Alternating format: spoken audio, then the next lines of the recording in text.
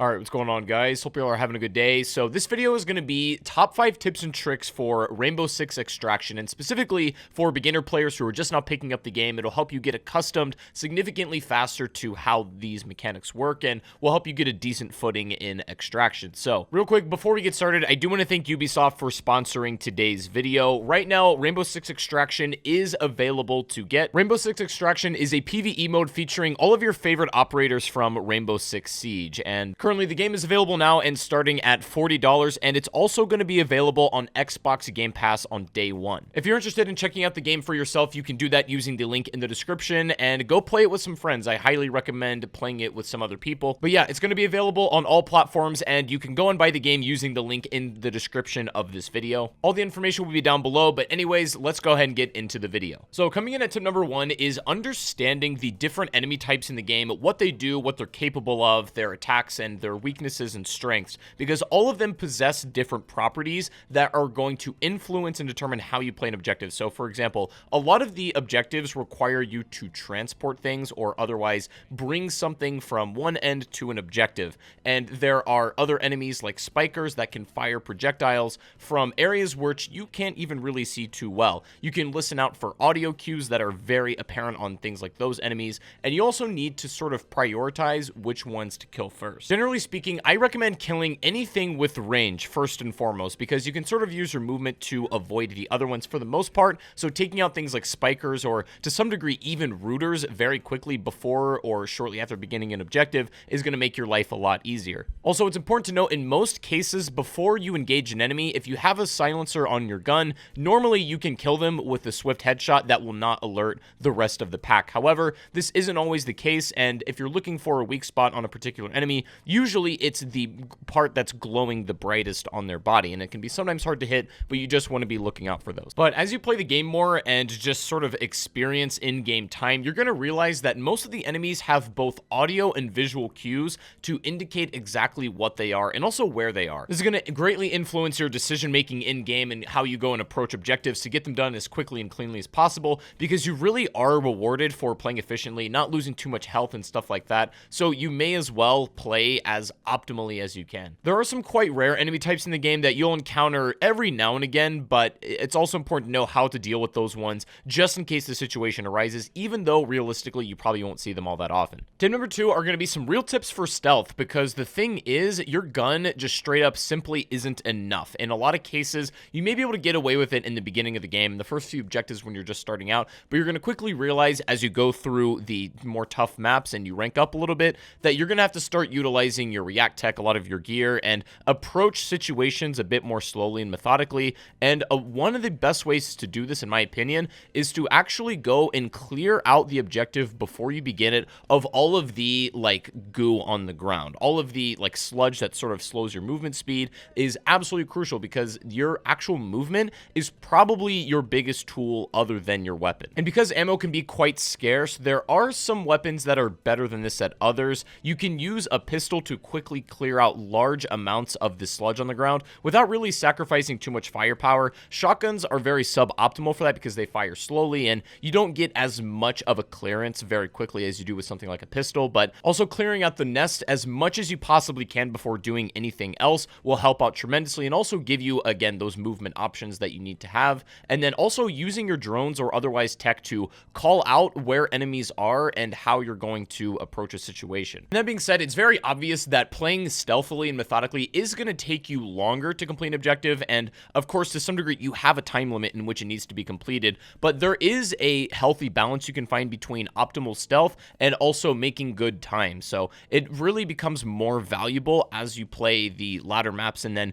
the objectives start to get a little bit harder. You have to play more carefully, but in the beginning you can just kind of get a feel for it and understand how the stealth actually interacts with relieving pressure on the continuing objective. So experiment with it at your leisure and try out different gear and operators. Now, tip number 3 is going to be utilizing all of your resources properly and having a really good team composition. So certainly in the beginning, as you're starting Extraction, you're going to want to have at least one person on your team able to heal you or provide extra HP, because while technically you can find med kits around the world, and like as you're going in between objectives and the safe rooms, there might be some, boxes laying around that will actually allow you to recover HP, but but it is literally the most valuable resource in the entire game. It's quite difficult to recover health if you don't have any other healer on the battlefield. And another thing healers can do is you can use your gear to heal your teammates and then just have them be the dedicated gear grabber in order to keep everyone's else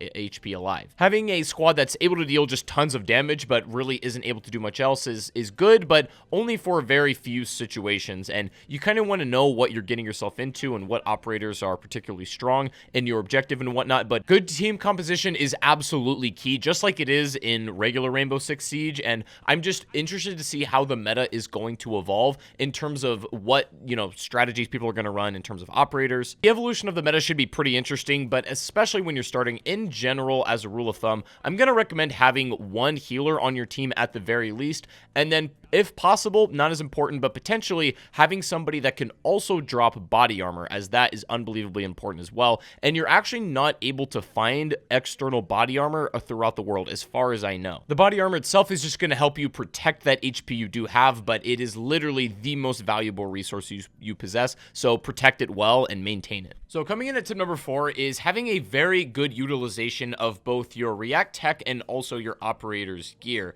Now, what do I mean by this specifically? Well, in the beginning, what you're going to notice is like you only have access to a few of them, but they are extremely valuable. Like I said earlier, things like body armor and also self-revives are probably going to be your go-to, because as you're beginning, your communication and your like team cohesion might not be the best, so you may end up getting separated a lot and going down, what have you. So it is good to have self-revives, and they even come in handy for things like the protein boss fight and stuff like that. But other than those things, having gear that can detect enemies from farther away or through walls, like these scan mines, stuff like that, when you're defending objectives, is probably the most helpful thing you can have, even more so than body armor, as you can prevent enemies from getting close enough to even deal damage in the first place. Now, obviously, this is easier said than done, and you want to make sure that you're communicating with your team about who's taking care of what, but if done properly, you can actually relieve a ton of pressure from yourself and stretch your operator's HP farther into the game. Now, one difference to Rainbow Six Siege, I think in Extraction, there are some operators that I think are just clearly not as well equipped for this PvE style of gameplay than others, but most of them are, to be honest. If you just have to get creative with their utilization. But that's the fun part about the game, is going and ranking up all those operators and actually seeing how they interact with the mechanics of the game at large. So anyways, coming today at the number 1 tip that is going to help you in Rainbow Six Extraction are practical uses with communication with your team. So what does this mean exactly? Now, technically, you can play Rainbow Six Extraction solo. However, I do advise you play it co-op. Not only is it way more enjoyable, but it's also going to be just easier, generally speaking. There's a lot of ways to communicate exactly what's going on in the game as you're playing. So, for example, what you're seeing right now is the serial scan objective. And for this one, you can communicate with your team about which doors you're covering and also use scan mines to determine where enemies are. And also, a lot of the enemies in the game don't make a lot of like footstep noise. So it's very hard to detect them coming if you can't visually see them. Teammates can call that out for you, that, something is behind or on your side. And that actually can be the difference between winning an objective and straight up losing. There's plenty of verbal ways and non-verbal ways to communicate in Extraction. You can also just like visually look at the HUD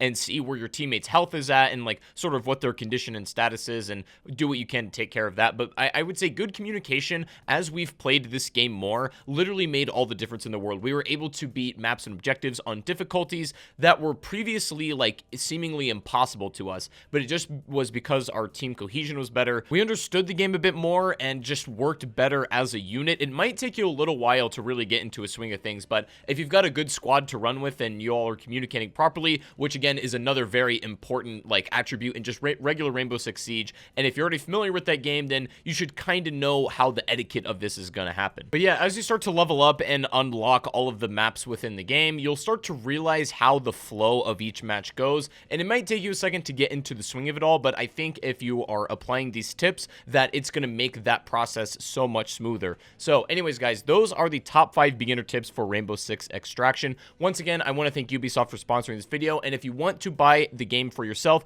the link to that can be found down below in the description. Make sure to open that and check the game out. But otherwise, if you guys enjoyed the video, be sure to leave a like rating and make sure you are subscribed to the channel before you go. And I also stream on Twitch if you want to follow me. The link to that's also in the description. But other than that, have a great rest of your day, guys, and I will see you all in the next one. Take it easy and peace out.